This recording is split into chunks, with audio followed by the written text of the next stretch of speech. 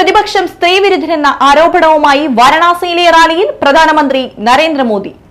പ്രതിപക്ഷം സ്ത്രീവിരുദ്ധമെന്ന് ആരോപിച്ച മോദി ബിജെപി മുന്നോട്ട് വെച്ചത് ക്ഷേമ പദ്ധതികളെന്നും ആവർത്തിച്ചു. വോട്ട് ശതമാനം ഉയർത്തണമെന്നാണ് പ്രധാനമന്ത്രി റാലിയിൽ ആവശ്യപ്പെട്ടത്. 25 മുതൽ 30 വരെ സ്ത്രീകളെ കൂട്ടി ഓരോ ബൂത്തിലേക്കും പോകുക. അവിടെ വോട്ടർമാരെ മാലയിട്ടും ചെണ്ടകുട്ടിയും പാട്ടുപാടിയും അണയിച്ചെത്തിക്കാനായാൽ വോട്ടിംഗ് ശതമാനം കൂട്ടാനാകുമെന്നാണ് നാരീശക്തി സമ്മേളനം എന്ന പേരിൽ ഒരുക്കിയ റാലിയിൽ മോദി പറഞ്ഞത്. തെരഞ്ഞെടുപ്പിൽ സഖ്യകക്ഷികളായി മത്സരിക്കുന്ന കോൺഗ്രസിനെയും സമാജ്വാദി പാർട്ടിയെയും മോദി കടന്നാക്രമിച്ചു.